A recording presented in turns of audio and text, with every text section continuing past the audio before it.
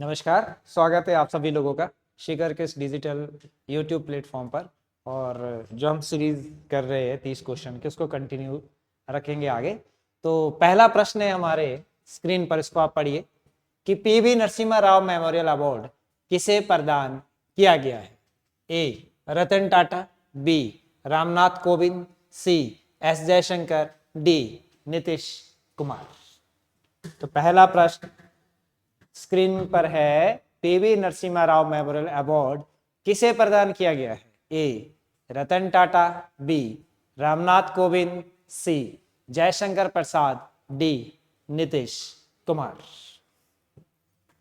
तो पहले प्रश्न का सही आंसर जो होगा वो होगा Ratan Tata. PV Narasimha memorial award Ratan Tata को प्रदान किया गया है। इसका आंसर रामनाथ कोविंद हमारे भूतपूर्व राष्ट्रपति है और वन नेशन वन इलेक्शन से संबंधित जो कमेटी बनाई गई है, उसके जो प्रमुख अध्यक्ष है, कमेटी के जो अध्यक्ष है वो रामनाथ कोविंद साहब। एस जयशंकर हमारे विदेश मंत्री हैं और अभी यूएसए जाएंगे, ये रिप्रेजेंट करेंगे। ये जो यहाँ वहां पर नए निर्वाचित राष्ट्रपति है डोनाल्ड ट्रंप, उनकी शपथ ग्रहण समारोह में ये मौजूद रहेंगे। नीतीश कुमार के बारे में आप जानते हैं, है ना। तो इसका सही आंसर हो गया ए रतन टाटा। दूसरा प्रश्न देखते हैं। दूसरा प्रश्न है 1773 के रेगुलेटिंग एक्ट द्वारा स्थापित गवर्नर जनरल की परिषद में सदस्य कौन नहीं था। सही से पढ़ें। 1773 के रेगुलेटिंग एक्ट द्वारा स्थापित गवर्नर जनरल की परिषद में सदस्य कौन नहीं था। ए मॉनसन, बी क्लेवरिंग, सी वॉरवेल, डी क्रॉसिंग। रेगुलेटिंग एक्ट में गवर्नर जनरल की जो परिषद थी उसमें कौन सदस्य नहीं था। तो आंसर दीजिए 1773 रेगुलेटिंग एक्ट में कौन एक गवर्नर जनरल की परिषद में सदस्य के तौर पर नहीं था। तो इसका सही आंसर है क्रॉसिंग। इस प्रकार का कोई नाम इसमें नहीं मिलता है। मॉनेसन, क्लेवरिंग और वॉरवेल, इन तीनों के नाम मिलते हैं। 1773 में एक एक्ट लाया गया था जिसका नाम था रेगुलेटिंग एक्ट। ये जो रेगुलेटिंग एक्ट लाया गया था, ये पहला प्रयास था ब्रिटिश सरकार के द्वारा जिसके तहत उन्होंने कंपनी के व्यापार पर नियंत्रण स्थापित किया था। रेगुलेटिंग एक्ट में ही ये प्रोविजन था कि एक सुप्रीम कोर्ट की स्थापना की जाएगी। और ये जो सुप्रीम कोर्ट की स्थापना की जाएगी ये कोलकाता में की जाएगी, कोलकाता यानी कलकत्ता में। और ये सुप्रीम कोर्ट बना 1784 ईस्वी में। ठीक है, नेक्स्ट प्रश्न की तरफ चलते हैं। नेक्स्ट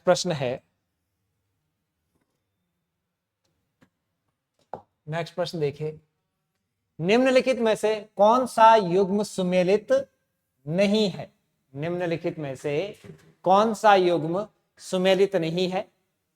कौशल, इसकी राजधानी श्रावस्ती थी। अंग, राजधानी चंपा। चैदी, राजधानी कांपल्य। मत्स्य, राजधानी विराट। इसमें बताइए निम्नलिखित में से कौन सा एक सही सुमेलित नहीं है।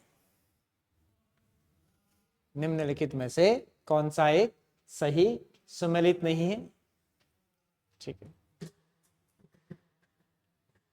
तो इसका सही आंसर हो जाएगा चैदी की राजधानी कांपल्य नहीं थी। कौशल की राजधानी श्रावस्ती सही। अंग चंपा बिहार में पड़ता है। ठीक है, मत्स्य विराटनगर ये आपका राजस्थान में पड़ता है। श्रावस्ती आपका उत्तर प्रदेश में पड़ता है। और ये प्रश्न लिया गया है 16 महाजनपदों से। और प्रश्न आएगा 16 महाजनपदों का वर्णन कहाँ किया गया है पहली बार, तो 16 महाजनपदों का वर्णन बौद्ध ग्रंथ अंगुत्तर निकाय में किया गया है। अंगुत्तर निकाय में किया गया, अंगुत्तर निकाय में किया गया। चलिए चलते हैं नेक्स्ट प्रश्न की तरफ। नेक्स्ट प्रश्न है, नेक्स्ट है संघ सरकार के संदर्भ में निम्नलिखित कथनों पर विचार करिए। इनकी यूनियन गवर्नमेंट, केंद्र सरकार के संदर्भ में आपको विचार करना है। पहला, निर्वाचन आयोग के सदस्यों की नियुक्ति मुख्य निर्वाचन आयुक्त करता है। दूसरा, वित्त आयोग भारत के राष्ट्रपति द्वारा गठित किया जाता है। उपयुक्त में से कौन सा कथन सही है? केवल एक, केवल दो, एक और दो दोनों, ना तो एक और ना ही दो। तो इस प्रश्न को देके संघ सरकार के संदर्भ में निम्नलिखित कथनों पर विचार कीजिए कि इसमें से कौन सा एक कथन सही है।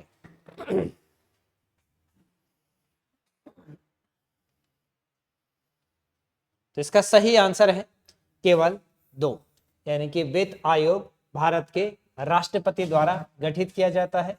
अनुच्छेद 280 में वित्त आयोग के बारे में बताया गया है, वित्त आयोग के बारे में बताया गया। और प्रत्येक 5 वर्ष बाद, प्रत्येक 5 वर्ष के बाद राष्ट्रपति के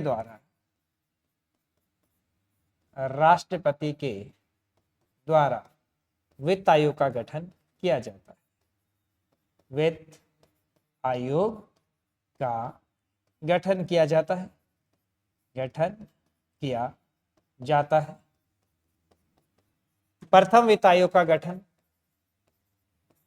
प्रथम वित्त आयोग का गठन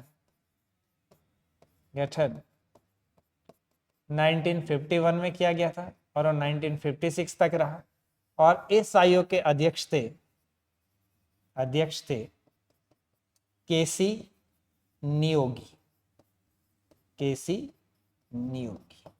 ये तथ्य भी आपको इसके बारे में ध्यान रखना। निर्वाचन आयोग के सदस्यों की नियुक्ति मुख्य निर्वाचन आयुक्त के द्वारा नहीं की जाती है, ये गलत है। तो आंसर हो गया इसका बी। नेक्स्ट देखते हैं। नेक्स्ट प्रश्न है, लोकसभा द्वारा पारित धन विधेयक को राज्यसभा द्वारा कितने सप्ताहों तक रोक कर रखा जा सकता है? ध्यान से पढ़े। लोकसभा द्वारा पारित धन विधेयक यानी कि मनी बिल को राज्यसभा द्वारा कितने सप्ताहों तक रोक कर रखा जा सकता है? कितने वीक तक वो रोक कर रख सकती है? ए 2 वीक 2 सप्ताह तक, बी 3 सप्ताह तक, सी 4 सप्ताह तक, या डी 5 सप्ताह तक। तो इस प्रश्न का आंसर दीजिए। ये मनी बिल से संबंधित प्रश्न है। आपने पढ़ा होगा मनी बिल से संबंधित, धन विधेयक से संबंधित राज्यसभा की क्या शक्तियां हैं, लोकसभा की क्या शक्तियां हैं, राष्ट्रपति के क्या कार्य इसके संदर्भ में होते हैं, वो आप पढ़ चुके होंगे। तो इसका जो सही आंसर होगा वो होगा 2 सप्ताह। मनी बिल को अधिकतम राज्यसभा 2 सप्ताह तक रोक कर रख सकती है। 2 सप्ताह तक रोक कर रख सकती है। ठीक है, अधिकतर 2 सप्ताह यानी कि 14 दिन। यदि हम दिन की बात करें 14 दिन। मनी बिल के संदर्भ में राज्यसभा को विशेष शक्तियां नहीं होती है। राज्यसभा को कोई विशेष शक्तियां नहीं होती, विशेष शक्तियां नहीं होती है, शक्तियां नहीं होती है। राज्यसभा केवल इस पर परामर्श दे सकती है या अपनी सिफारिश कर सकती है,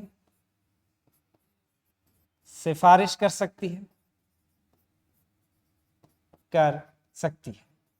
14 दिन के अंदर उसे वापस लौटाना होता है, चाहे वो अपनी इस पर परामर्श या सिफारिश दे या नहीं। धन विधेयक धन विधेयक राष्ट्रपति की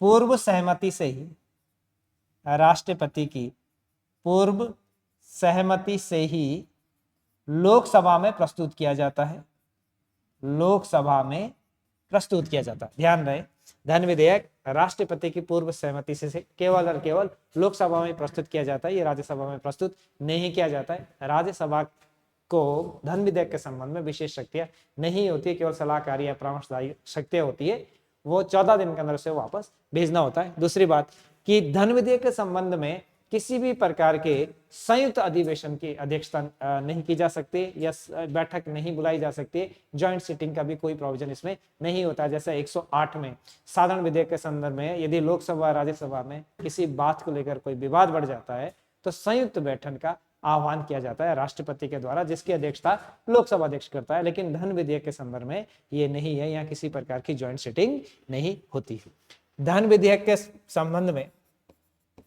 धन विधेयक के संबंध में यदि इसकी प्रक्रिया का वर्णन हम देखें तो आर्टिकल 109 में है, और इसी प्रकार से इसका प्रयोग आर्टिकल, इसकी जो डेफिनेशन है, जो व्याख्या है, वो आर्टिकल 110 में दिया गया है। नेक्स्ट प्रश्न पे चलते हैं। नेक्स्ट प्रश्न है, भारत के प्रधानमंत्री के विषय में निम्नलिखित में से कौन से कथन सही है?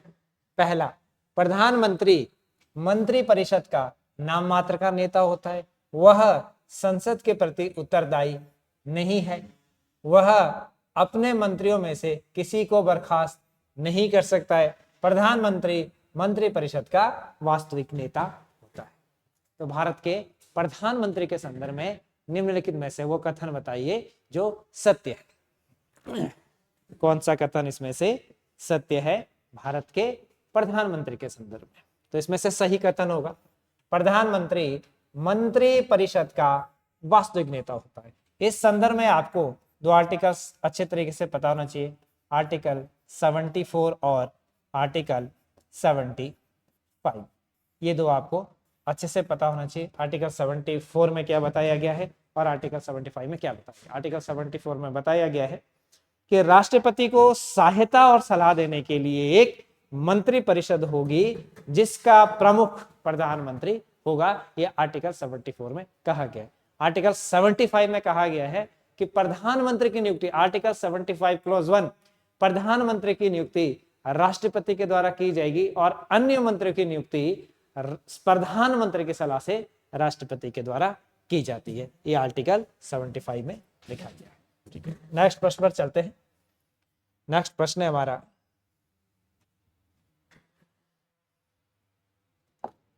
नेक्स्ट है, संविधान के अनुच्छेद 25 के अनुसार स्वतंत्रता का अधिकार किसके अधीन नहीं है?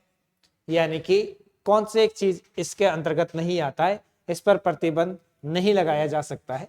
ए, सार्वजनिक व्यवस्था, बी, स्वास्थ्य, सी, सदाचार, डी, मानववाद। सही से पढ़िए, संविधान के अनुच्छेद 25 के अनुसार स्वतंत्रता का अधिकार किसके अधीन नहीं है? ये कहना चाह रहा है कि जिसके अधीन रहकर आप कोई प्रकार का लॉ बना सकते, उस पर नियंत्रण रख सकते, उस पर युक्त प्रतिबंध लगा सकते, रीजनेबल रेस्ट्रिक्शन लगा सकते, उन आधारों को आधार बनाकर वो निम्नलिखित में से कौन सा इसमें नहीं है?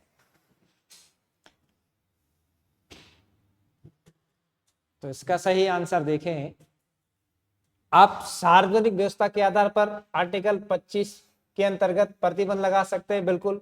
स्वास्थ्य प्रॉब्लम्स, बिल्कुल। आपने देखा 2019-20 में पूरा पेंडेमिक फैल गया तो किस प्रकार से सरकार के जो नियम थे, सदाचार के संबंध में वो आता है, बट मानववाद जैसी कोई वहां पर नहीं लिखा, कोई चीज नहीं लिखी हुई है। तो इसका सही आंसर हो गया आंसर डी। नेक्स्ट प्रश्न है, नेक्स्ट प्रश्न है, निम्नलिखित में से किस देश को यूरेनियम सिटी स्थापित करने का श्रेय दिया जाता है? ए, ऑस्ट्रेलिया, बी, कनाडा, सी, रूस, डी, संयुक्त राज्य अमेरिका। निम्न में से किस देश को यूरेनियम सिटी स्थापित करने का श्रेय दिया जाता है? यूरेनियम सिटी स्थापित करने का श्रेय दिया जाता है। फैक्चुअल प्रश्न है, विश्व इतिहास का प्रश्न है। आपको यदि लोकेशन वगैरह अच्छे से ध्यान है विश्व इतिहास में तो ये प्रश्न आप सॉल्व कर लेंगे, हल कर लेंगे, कोई मुश्किल नहीं है। और इसका सही आंसर है आपका कनाडा। कनाडा में यूरेनियम सिटी की स्थापना की गई है। सही आंसर हो गया कनाडा। नेक्स्ट प्रश्न पे चलते हैं।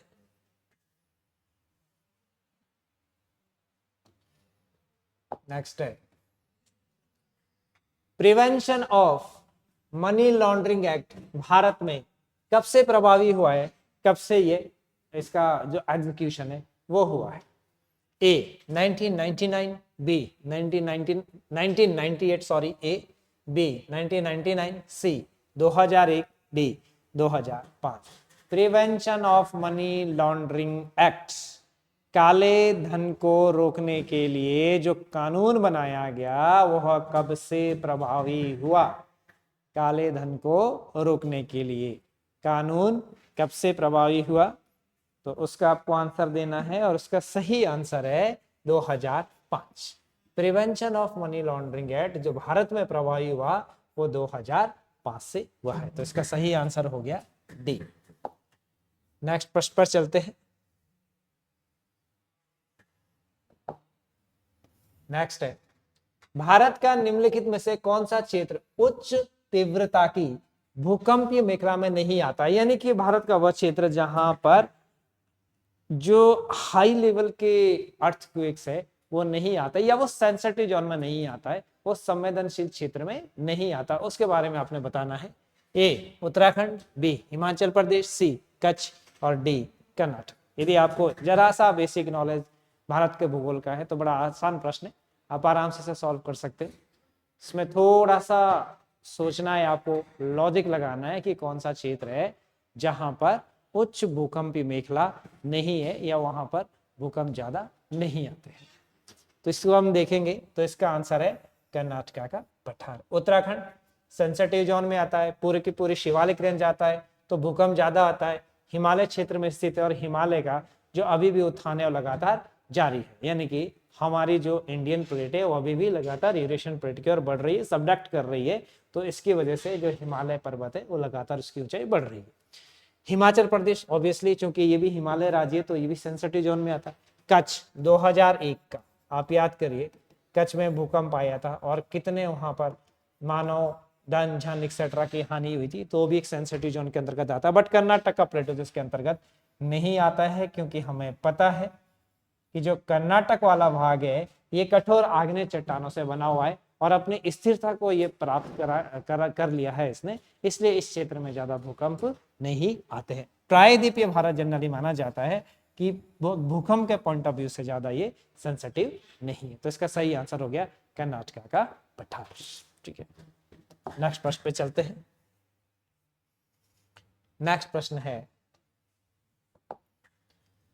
पृथ्वी के अंदर पिघले पदार्थ को क्या कहते हैं? ए लावा, बी बेसाल्ट, सी ऑब्सीडियन, डी उपयुक्त में से कोई नहीं। पृथ्वी के अंदर पिघले पदार्थ को क्या कहा जाता है? तो इसका आंसर देखें, पृथ्वी के अंदर पिघले पदार्थ के में से कुछ नहीं कहा जाता है। पृथ्वी के अंदर पिघले पदार्थ को मैग्मा कहते हैं। मैग्मा, मैग्मा अर्थात पृथ्वी के अंदर, पृथ्वी के अंदर तप्त तरल अवस्था में पदार्थ का होना, इसे हम कहते हैं मैग्मा। और जब ज्वालामुखी क्रिया होती है, जब ज्वालामुखी क्रिया होती है तो यही तप्त तरल मैग्मा फिर धरातल पर आ जाता है, उसे हम कहते हैं लावा। और ये लावा धीरे धीरे ठंडा होता है, बेसाल्टिक चट्टान बनती है और बेसाल्टिक चट्टान के अपक्षय अपरदन से बाद में काली मिट्टी का निर्माण होता है। तो इसका सही आंसर है उपयुक्त में से कोई नहीं। नेक्स्ट प्रश्न हम देखते हैं। नेक्स्ट प्रश्न है भारत के निम्न में से किस भाग में खनिज संसाधनों के सबसे बड़े भंडार है? ए पश्चिम में, बी दक्षिण में, सी उत्तर में, डी दक्षिण पूर्व। तो भारत के निम्न में से किस भाग में खनिज संसाधनों के सबसे बड़े भंडार है? तो देखिए आप, रिसोर्स से ये प्रश्न आया है, भारत के खनिज संसाधनों से ये प्रश्न आया है, डायरेक्ट प्रश्न है। और संचित भंडार की बात कर रहे हैं कि सबसे ज्यादा संचित भंडार भारत के किस भाग में है? तो इसका आंसर हो गया दक्षिण पूर्व। यानी कि आप ये देख लीजिए कि सर्वाधिक जो संचित भंडार है भारत में वो आपके इस एरियाज में है, जो आपका पड़ता है दक्षिण पूर्व। यह आपके झारखंड है, वेस्ट बंगाल है, उड़ीसा है, आंध्र प्रदेश एक्सेट्रा, छत्तीसगढ़, ये सब का सब जो पूरी बेल्ट है दक्षिण पूर्व भारत में पड़ती है और एक खनिज संसाधनों में सबसे महत्वपूर्ण। आप देख लीजिए कि झारखंड में छोटा नागपुर का पठार है जिसे भारत का रूर कहा जाता है। आप इन्हीं क्षेत्रों में देख लीजिए कि कोयला है और कोयले के साथ साथ यहाँ लोहा भी मिलता है, तो आयरन एंड स्टील कंपनी की स्थापना है। आप देख लीजिए छत्तीसगढ़ में है, आप भिलाई में देख लो, आप उसको झारखंड के बोकारो में देख लीजिए, आप दुर्गापुर में देख लीजिए, बंडपुर में देख लीजिए, क्योंकि यहाँ स्टील प्लांट भी इसलिए लगाए गए हैं क्योंकि यहाँ पर लोहे और कोयला की उपलब्धता थी। तो इसलिए इसका सही आंसर हो गया आंसर डी। नेक्स्ट प्रश्न देखिए,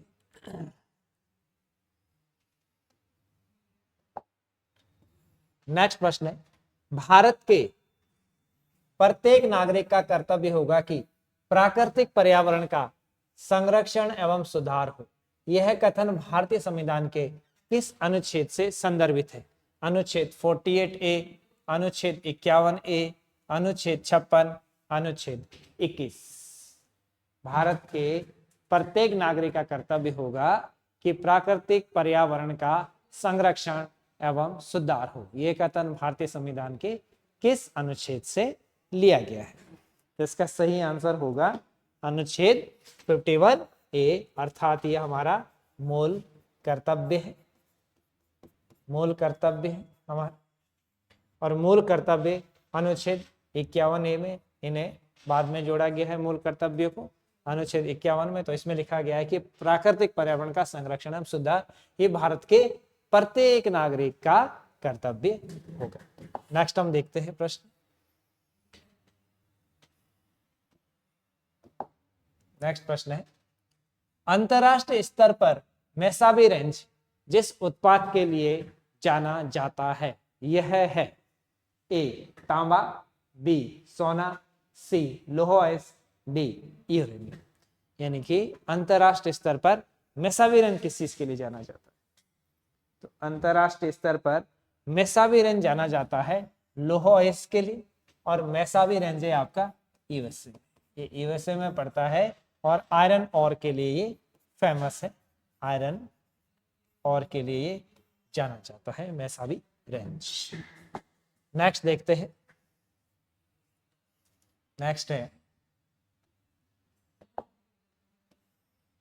नेक्स्ट है, भारत के उपराष्ट्रपति निर्वाचित होते हैं? ए जनता द्वारा, बी निर्वाचक मंडल द्वारा जो राष्ट्रपति का निर्वाचन करता है, सी संसद के दोनों सदनों के सदस्यों द्वारा, डी राज्यों के विधान मंडलों द्वारा। भारत के उपराष्ट्रपति का निर्वाचन किस प्रकार से होता है वो आपको देखना है, भारत के उपराष्ट्रपति का निर्वाचन।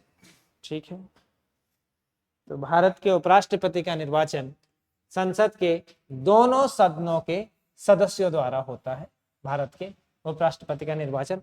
और इसमें संसद के दोनों सदनों के जो सदस्य है वो निर्वाचित और मनोनीत दोनों भाग लेते हैं, निर्वाचित व मनोनीत। इसमें निर्वाचित व मनोनीत दोनों सदस्य भाग लेते हैं, परंतु इसमें राज्य के विधानमंडल पार्टिसिपेशन इसमें नहीं करता है। निर्वाचक मंडल जो राष्ट्रपति का निर्वाचक मंडल है उसकी अलग से व्याख्या है, वो आर्टिकल 54 में दिया गया। उसमें संसद के केवल निर्वाचित सदस्य भाग लेते हैं, राज्य विधानसभा के निर्वाचित सदस्य भाग लेते हैं, दिल्ली, पौंडीचेरी और लद्दाख के जो आपके यूनियन टेरिटरी है उनके भाग लेते हैं, तो वो अलग हो जाता है। आर्टिकल 63 में लिखा भी गया है कि भारत के लिए एक उपराष्ट्रपति होगा। नेक्स्ट प्रश्न पे चलते हैं, नेक्स्ट है, भारत का अंतरिक्ष प्रक्षेपण केंद्र श्री हरिकोटा निम्नलिखित में से किस राज्य में स्थित है? ए आंध्र प्रदेश, बी कर्नाटक, सी उड़ीसा, डी तमिलनाडु। भारत का अंतरिक्ष प्रक्षेपण केंद्र निम्न में से किस राज्य में स्थित है? तो इसका आंसर दीजिए। भारत का अंतरिक्ष प्रक्षेपण केंद्र श्री हरिकोटा, इसका सही आंसर हो गया आंध्र प्रदेश में स्थित है। आंध्र प्रदेश में स्थित है। पुलिकट जो झील है उसके पास एकदम श्री हरिकोटा स्थित है। पुलिकट झील के पास, ये आप देखिए, ये यहाँ पर पुलिकट झील है, ये यहाँ पर आंध्र प्रदेश है, और ये यहाँ पर तमिलनाडु है, और यहाँ पर ये पुलिकट झील है, पुलिकट लेक है, पुलिकट झील है, और इसी पुलिकट झील के तट पर यहाँ पर है श्री हरिकोटा, और जो श्री हरिकोटा ये आंध्र प्रदेश में पड़ता है। तो आंसर हो गया आंध्र प्रदेश। नेक्स्ट प्रश्न देखते हैं। नेक्स्ट प्रश्न है 1838 ईस्वी में स्थापित भारत का प्रथम राजनीतिक संगठन कौन सा था? ए ब्रिटिश इंडिया सोसाइटी, बी बंगला ब्रिटिश इंडिया सोसाइटी, सी सेटलर्स एसोसिएशन, डी जमींदारी एसोसिएशन। 1838 ईस्वी में स्थापित भारत का प्रथम राजनीतिक संगठन निम्नलिखित में से कौन सा था? तो प्रथम राजनीतिक संगठन जमींदारी एसोसिएशन था। 1838 में इसकी स्थापना भी कलकत्ता में की गई थी। कलकत्ता में की गई थी। द्वारका नाथ टैगोर इसमें प्रमुख थे। इनकी स्थापना के एक प्रमुख सदस्य के रूप में इनको भी जाना जाता है। तो इसका आंसर हो गया आंसर डी। नेक्स्ट प्रश्न है आपके लिए कि ट्रिम्स का पूरा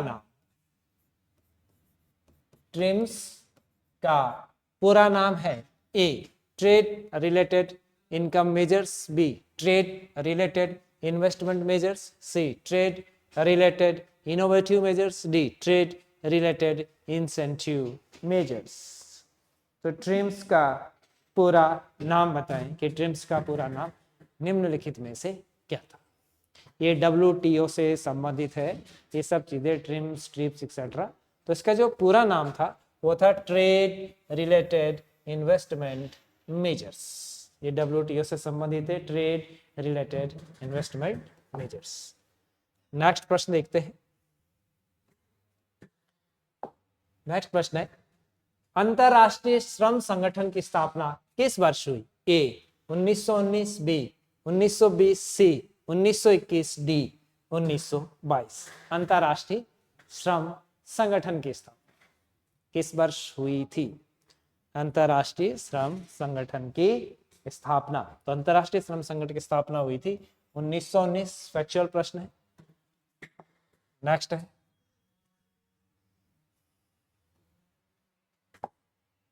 नेक्स्ट है जब दिन और रात की अवधि बराबर होती है तो सूर्य की किरणें सीधी पड़ती है? ए उत्तरी ध्रुव पर, बी भूमध्य रेखा पर, सी दक्षिणी नहीं होगा, दक्षिणी होगा, दक्षिणी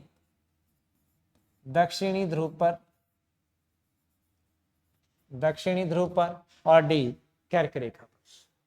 ठीक है, जब दिन और रात की अवधि बराबर होती है तो सूर्य की किरणें किस पर सीधी पड़ेगी?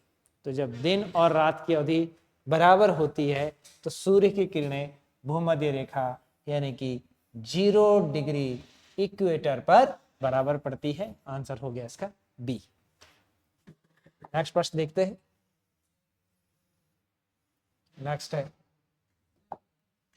भारत का प्राचीनतम विशाल उद्योग है? ए सूती कपड़ा, बी लोहा एवं इस्पात, सी जूट उद्योग, और डी कागज उद्योग। भारत का प्राचीनतम विशाल उद्योग, भारत का प्राचीनतम विशाल उद्योग, इसका सही आंसर है सूती कपड़ा उद्योग। सूती कपड़ा उद्योग का जो पहला कारखाना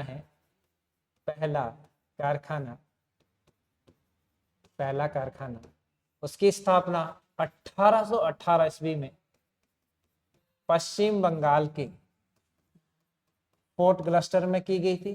पश्चिम बंगाल के फोर्ट ग्लस्टर में की गई थी, बट ये असफल हो गया था। ये कारखाना सफल नहीं हुआ, असफल हो गया था। पहला जो सफलतम कारखाना है वो 1854 में बम्बई में, पहला सफल कारखाना 1854 में बम्बई में कावस जी नाना भाई डावर के द्वारा स्थापित किया गया था। तो इसका सही आंसर हो गया आंसर ए। नेक्स्ट प्रश्न पर हम जाते हैं। नेक्स्ट प्रश्न है, नेक्स्ट है भारत छोड़ो प्रस्ताव का आलेख यानी कि प्रारूप यानी कि ड्राफ्ट यदि हम इंग्लिश में कहे, ड्राफ्ट या प्रारूप किसके द्वारा बनाया गया था? ए जवाहरलाल नेहरू, बी महात्मा गांधी, सी मौलाना अबुल कलाम आजाद, डी सरोजनी नायडू।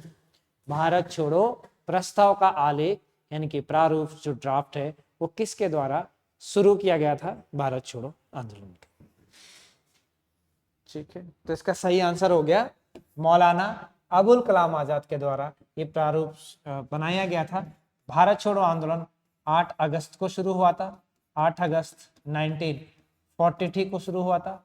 इसी के समय महात्मा गांधी ने एक नारा दिया था जो था करो या मरो।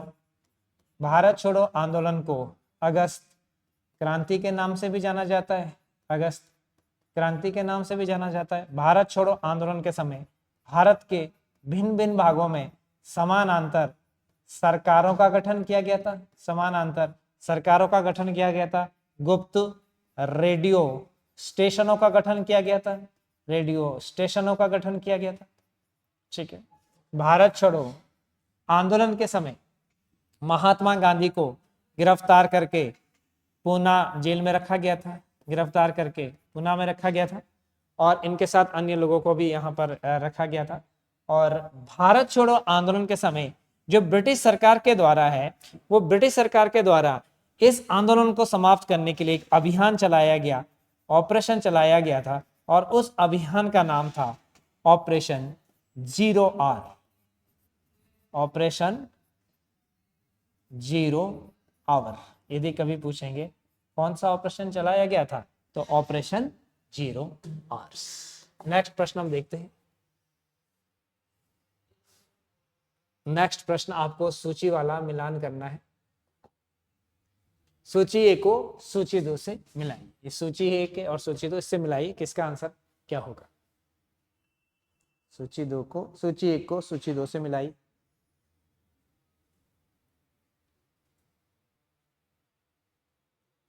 सूची 1 को सूची 2 से।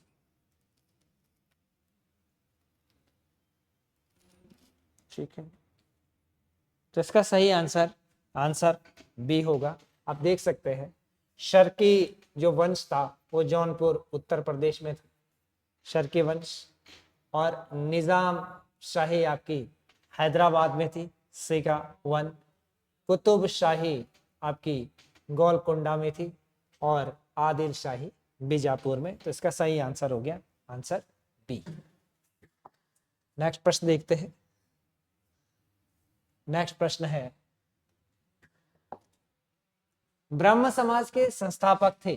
सी आर दास, बी महात्मा गांधी, सी राजा राममोहन रॉय, डी स्वामी दयानंद सरस्वती। ब्रह्म समाज के संस्थापक, सीधा आंसर, सिंपल प्रश्न है, इसमें कोई ऐसा टेढ़ा प्रश्न नहीं है, बहुत ही आंसर इसका स्ट्रेट फॉरवर्ड आंसर है, और इसका सही आंसर है राजा राममोहन रॉय। ब्रह्म समाज की स्थापना उन्होंने 1828 ईस्वी में की थी, कलकत्ता में।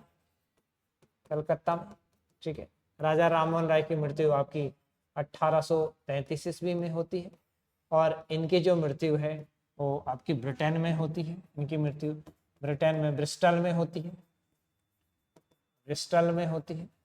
उसके बाद ये जो ब्रह्म समाज का दायित्व है वो कुछ समय के लिए द्वारकानाथ टैगोर के हाथ में चला जाता है। द्वारकानाथ टैगोर और रामचंद्र विद्या बागीश, रामचंद्र विद्या बागीश के हाथ में चला जाता है। ठीक है, तो ये फैक्ट भी थोड़े आपको इसमें ध्यान रखना। नेक्स्ट है,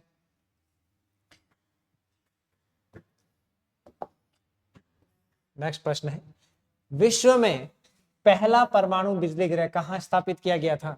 ए ब्रिटेन में, बी जर्मनी में, सी रूस में, डी यूएसएसआर यूएस में, सॉरी यूएसए। तो विश्व में पहला परमाणु बिजली गृह स्थापित किया गया था रूस में। इसका आंसर है रूस। नेक्स्ट है, नेक्स्ट प्रश्न है, पानीपत का तीसरा युद्ध लड़ा गया था? ए हेमू तथा अकबर के बीच, बी हुमायूं तथा शेरशाह के बीच, सी मराठा तथा अहमद शाह अब्दाली के बीच, डी नादिर शाह तथा मुगलों के बीच। पानीपत का तीसरा युद्ध लड़ा गया था। इसका सही आंसर है मराठा तथा अहमद शाह अब्दाली के बीच 1761 ईस्वी में पानीपत का तीसरा युद्ध लड़ा गया था, जिसमें मराठा सेना का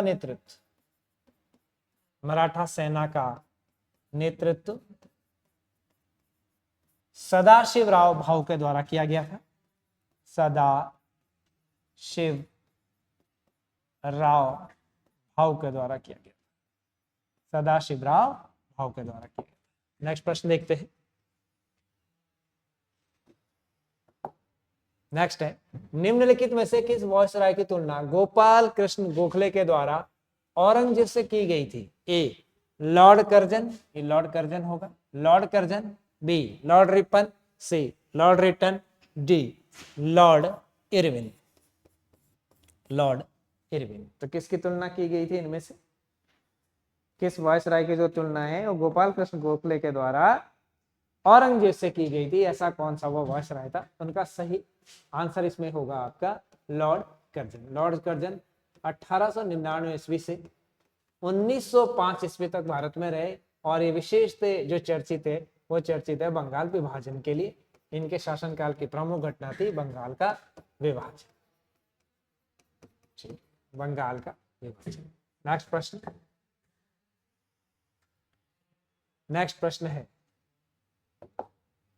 निम्नलिखित में से किस वाद में उच्चतम न्यायालय ने धारणा प्रस्तुत की कि उद्देशिका संविधान का भाग है? ए यूनियन ऑफ इंडिया बनाम डॉक्टर कोहली, बी बनारसी दास बनाम state of UP, C Bombay बनाम union of India, D Malak Singh बनाम स्टेट ऑफ पंजाब। तो इसमें से किस में ये धारणा प्रस्तुत की गई थी, है ना?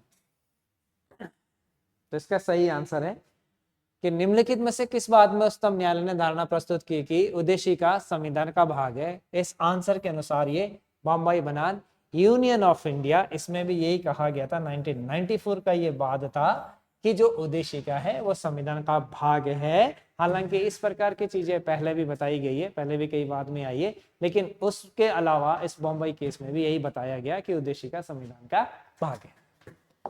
नेक्स्ट प्रश्न पर हम चलते हैं।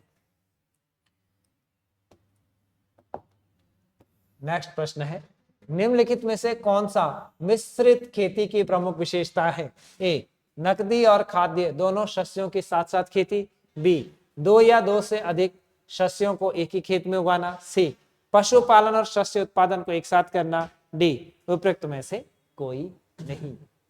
निम्नलिखित में से कौन सी मिश्रित खेती की एक प्रमुख विशेषता है? तो मिश्रित खेती की प्रमुख विशेषता है पशुपालन के साथ साथ शस्य अर्थात खेती करना, ये एक प्रमुख विशेषता है। तो आंसर इसका सी है। चलिए लास्ट प्रश्न देखें। भारत में एग्रो इकोलॉजिकल जोन कृषि पारिस्थितिक क्षेत्रों की कुल संख्या कितनी है? ए 15, बी 17, सी 19, डी 20। भारत में एग्रो इकोलॉजिकल जोन्स की कुल संख्या कितनी है? भारत में एग्रो इकोलॉजिकल जोन्स की कुल संख्या, इसका आंसर है आंसर डी 20। ठीक है, तो मिलते हैं नेक्स्ट सेशन में।